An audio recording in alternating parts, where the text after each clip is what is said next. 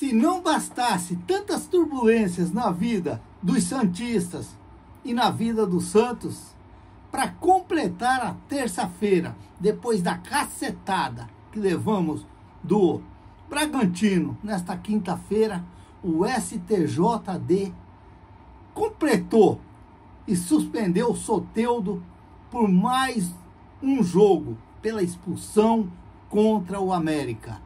Quando ele foi expulso no finalzinho do jogo e mandou o Voaden, vai você se tomar café. E o Voaden não foi e deu cartão vermelho para ele. E o STJD suspendeu o Soteldo por 2 jogos.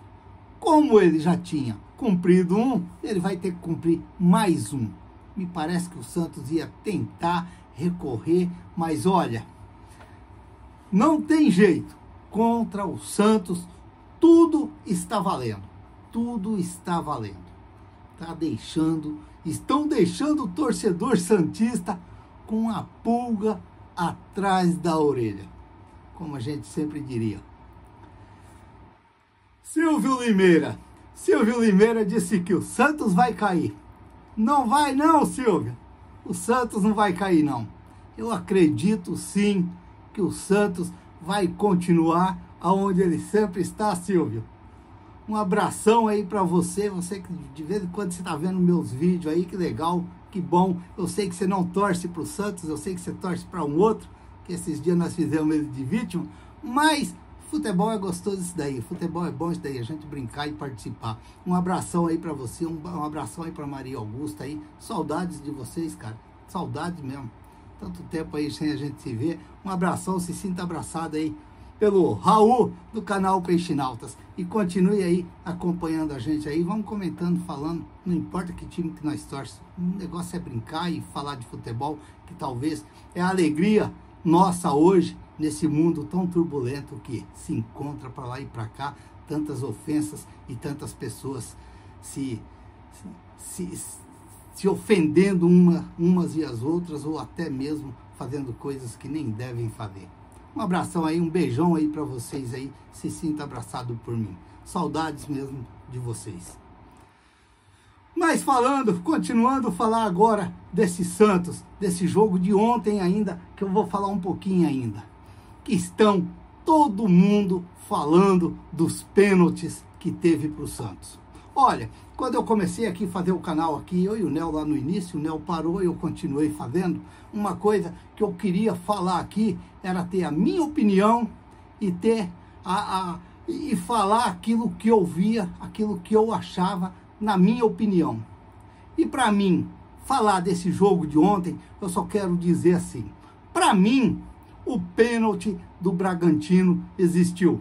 Para mim, o pênalti do Bragantino existiu. O João Paulo deu um toquinho nele, sim, por baixo pegou, e é claro, malandro, rapaz, cai mesmo, porque ele sabe que vai ser pênalti. Ah, mas se ele não, ele pulou, tal, mas ele tem que pular mesmo, porque o cara quando vê o goleirão vindo em cima, ele tem que se assustar e tem que dar um pulo mesmo, porque é a mesma coisa como eu digo, o cara chega e cava um poço na porta da sua casa, você vai entrar porque o cara cavou o poço e você, o cara tá errado porque cavou o poço ali, eu vou lá e eu vou cair dentro e vou... Não, você vai tentar se defender, você vai pular, é a mesma coisa do pênalti. Outra coisa também, para mim, não existiu os pênaltis que estão dizendo para o Santos. Para mim, o pênalti do Lucas Braga, na primeira jogada, deu a impressão mesmo que o rapaz passou a rasteira nele e foi pênalti, o Klaus não marcou, mas que negócio é esse? Ficamos bravos no momento. Mas passou o replay, para mim, na minha opinião, não foi pênalti. Aí teve do Marcos Leonardo. Para mim, não foi pênalti. Para mim, não foi pênalti. O cara pôs a mão ali, normal, mas para mim não foi pênalti. O Marcos Leonardo se jogou, não foi pênalti. Para mim não foi pênalti. Acabou. Penso assim, na minha opinião, cada um tem sua opinião. Só que aí, eu vendo o lance do pênalti do Corinthians lá no Maracanã, ó, então do Marcos Leonardo foi pênalti também. Então do Marcos Leonardo foi pênalti também. Mas que negócio é esse? Que loucura dessa arbitragem, que confusão que os caras fizeram lá no Maracanã para achar que o jogador do Corinthians foi empurrado para poder dar o pênalti para o Corinthians. Mas que loucura a arbitragem, que doidura a arbitragem. Não dá para você entender o critério da arbitragem brasileira. Não dá. Para mim, de todos esses pênaltis que eu vi, para mim, o do Bragantino foi pênalti. Para mim foi pênalti. Mas eu vou tomar um golinho de água aqui para molhar um pouquinho a boca, para me falar mais uma coisinha da arbitragem. A arbitragem está fazendo tanta coisa para achar um impedimento dentro de campo, para achar que o cara empurrou o Yuri Alberto dentro do campo, acho que foi o Yuri Alberto, para achar que o zagueiro do Fluminense empurrou. Eles estão fazendo de tudo dentro do campo, para achar essas mesquinhas dentro do campo. Mas eles não estão olhando as invasões diárias no momento das cobranças de pênalti. O juiz fica ali mostrando com o dedo e olhando para a bola. E os caras já têm um passo dentro do gol, antes do cara, dentro da área, antes dos caras bater o pênalti. Então, que a arbitragem corrija isso daí, porque está na regra. Não pode invadir a área, seja o defensor, seja o atacante, quem for, não pode invadir a área. E estão invadindo, e a arbitragem, o VAR está fazendo vista grossa. É assim que se diz. Essa é a verdade. Temos que ser justo e falar, sim, a verdade, aquilo que a gente vê. Pode olhar nas cobranças de pênaltis. 80% das cobranças de pênaltis tem invasão de área. Num jogo Santos e Guarani, há 2 anos atrás, mediram a unha do Ricardo Goulart e anularam o gol do Santos contra o Guarani no Brinco de Ouro, porque não pode ter invasão, e o VAR aquele dia foi corrigiu e anulou o gol. Se o VAR for, como se diz, saco roxo mesmo, eles vão anular um punhado de gols de pênalti que está tendo irregular no Campeonato Brasileiro. Essa é a verdade. Outra coisa, a gente fica triste, o Santos perdeu do Bragantino. Olha, o Santos perdeu para um grande time no momento no futebol brasileiro. Um time organizado, um time que sabe o que quer com a bola. A gente tem que entender isso daí. Mas qual que é o conforto e aquilo que o torcedor do Santos tenha que pensar? Que o Santos fez um grande jogo contra o Bragantino. O Santos fez um grande jogo contra o Bragantino.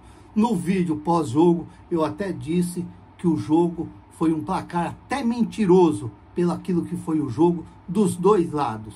Eu acredito que como o Bragantino mereceu 3 gols, o Santos também poderia ter merecido ou feito 3, 4 gols na partida. Porque o Santos mereceu sim, ele jogou para cima, buscando gols, ele não se omitiu perante o Bragantino. Ele foi para cima do Bragantino também, mas foi uma noite infeliz para os atacantes ou para aqueles que queriam fazer os gols do Santos, e a bola teimou em não entrar. E as bolas do Bragantino entrou mais fácil. Inclusive, o terceiro gol do Bragantino, se prestarem atenção, no cruzamento do menino lá do Bragantino, que cruzou a bola para o outro chutar, ele ainda escorregou, caído, ele deu o passe para o rapaz chutou, a bola bateu no peito do Joaquim e foi no canto do João Paulo. Olha, então, foi um jogo bem legal para se assistir. Claro que o Santos teve os problemas dele, ali naquele meio campo o Bragantino deu uma andada meio livre, meio tranquilo. Para mim, teve os erros do Santos sim.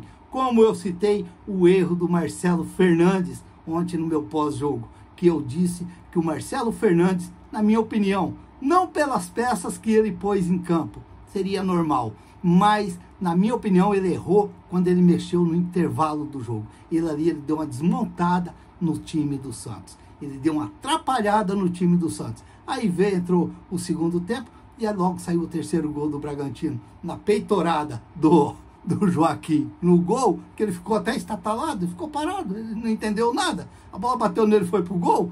Mas para mim teve essa grande falha do Marcelo Fernandes. É claro que quando perde, é como eu já disse aqui, todas as substituições são mal. E quando ganha, todas são bem. Foi contra o Palmeiras, foi contra o Bahia, foi contra o Vasco, é tudo assim.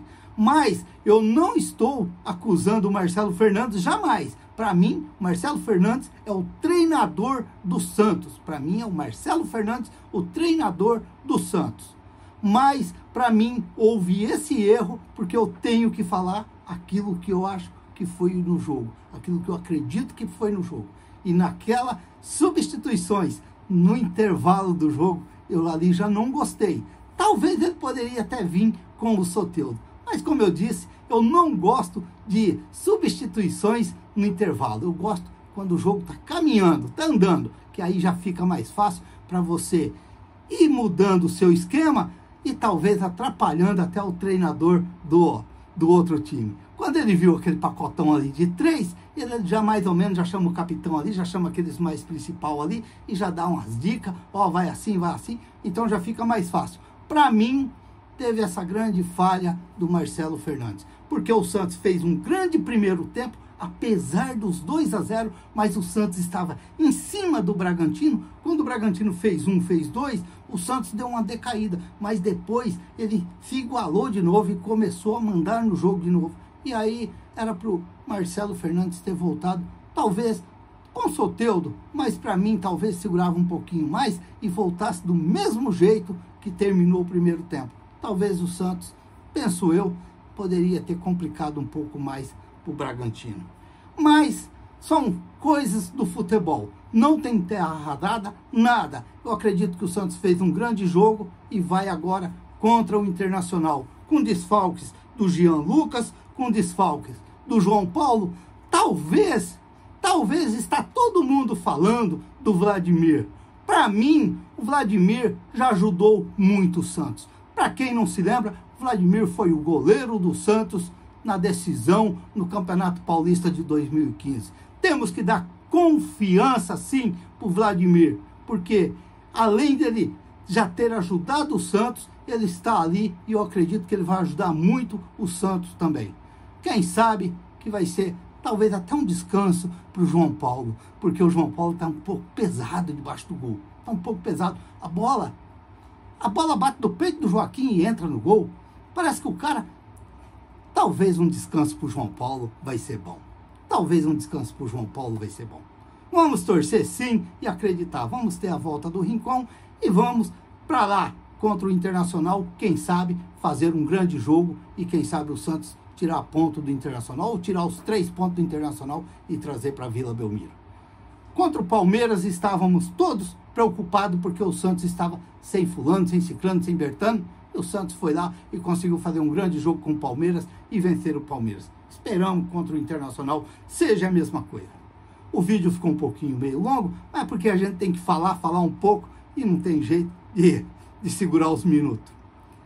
Mas vamos torcer e acreditar sim que o Santos possa sim fugir dessa zona de rebaixamento que ontem no G4 eu falei até Z4, porque eu já estou enjoado de falar Z, e esse Z não me sai da boca. Tem que se afastar desse Z4, Santos. Urgente. Esperamos que já seja domingo, já começa essa nova caminhada. Se inscreva no canal, deixa seu like, faça seus comentários, ative o sininho para receber as notificações. Eu sou o Raul Schott, ficam todos com Deus, até o próximo vídeo, se Deus quiser.